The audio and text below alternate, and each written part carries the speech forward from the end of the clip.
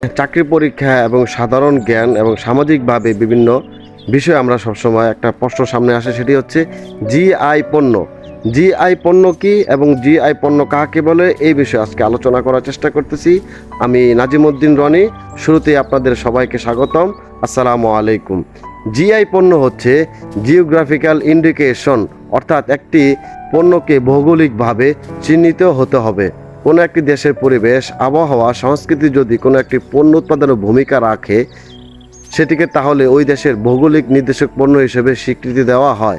বলা যায় পুরো বিশ্বের কাছে যে পণ্যের মাধ্যমে একটি দেশ বা অঞ্চল বা সংস্থা পরিচিতি পাবে সেটি হচ্ছে জিআই পণ্য। যেমন বাংলাদেশের জাতীয় মাছ ইলিশ। গত শতাব্দীর 20-এর দশকে ইউরোপে প্রথম এর ভাবনা আসে কোনো একটি পণ্য বা সংস্কৃতি অথেন্টিক বিশুদ্ধ অবস্থার সন্ধানে। কোনো একটি পণ্য বা সংস্কৃতি আসলে কোথা থেকে শুরু হয়েছিল এর উৎসমূলটা খুঁজে বের করতে পারলে তাদের বিশুদ্ধ অবস্থা ও পরবর্তী ক্রমবিকাশটা সহজে করা যায়। কোনো পণ্য জিআই স্বীকৃতি পেলে ওই পণ্যটি অন্য দেশের সমজাতীয় পণ্য থেকে আলাদাভাবে চেনা যায়।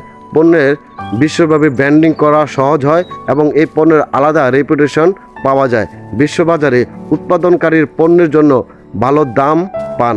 জিআই পণ্যের নির্দিষ্ট অঞ্চল বাণিজ্যিকভাবে পণ্যটি উৎপাদন করার অধিকার এবং আইনি সুরক্ষা পান। জিআই পণ্য হিসেবে নিবন্ধন পেলে কি কি সুবিধা পাওয়া যায় সেগুলো এখন আলোচনা করা হচ্ছে। সংশ্লিষ্ট পণ্যের মালিক হবে সেই দেশ, ভৌগোলিক পরিচিতিও পাবে সেই দেশ, আর সেই পণ্যের ব্যবসায়িক মুনাফার সম্পূর্ণ অংশের মালিক হবেন।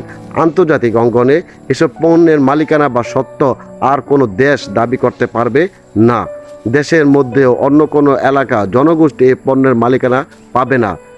রসগোল্লা জিআই স্বীকৃতি ভারতের, তার মানে আমরা কি রসগোল্লা আর বানাতে পারবো না? শুধু রসগোল্লা না, বাসমতি চাল, নকশিকাতা, এমনকি রয়্যাল বেঙ্গল টাইগার সহ অনেক পণ্যই জিআই পণ্য হিসেবে ভারত নিয়েছে। রসগোল্লা বানাতে আপাতত সমস্যা নেই, কিন্তু 2030 সালের পর ভারত অনুমতি না দিলে বানাতে পারবো না। কারণ 2030 সালের পর থেকে জিআই স্বীকৃতিপ্রাপ্ত দেশের উৎপাদন ও বিক্রির জন্য জিআই পাওয়া দেশের অনুমতি লাগবে। আন্তর্জাতিক মেধাস্বত্ব বিষয়ক সংস্থা ওয়ার্ল্ড ইন্টিকালচার প্রপার্টি অর্গানাইজেশন WIPO সিদ্ধান্ত নিয়েছে 2025 সাল থেকে এসব ব্যাপারে কড়াকড়িভাবে আরোপ করা হবে। কিন্তু করোনা মহামারীর কারণে তা পিছিয়ে 2030 সালে নেওয়া হয়েছে। আবার এই আইন মধ্যম আয়ের দেশের জন্য যতটা কড়াকড়ি, অল্প আয়ের দেশের জন্য ততটা নয়। আপাতত আমরা জিআই সম্পর্কে এইটুকুই জানলাম।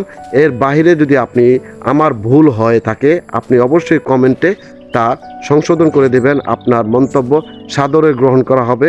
সবাই ভালো থাকবেন। ফি আমানিল্লাহ। Take care. আল্লাহ হাফেজ।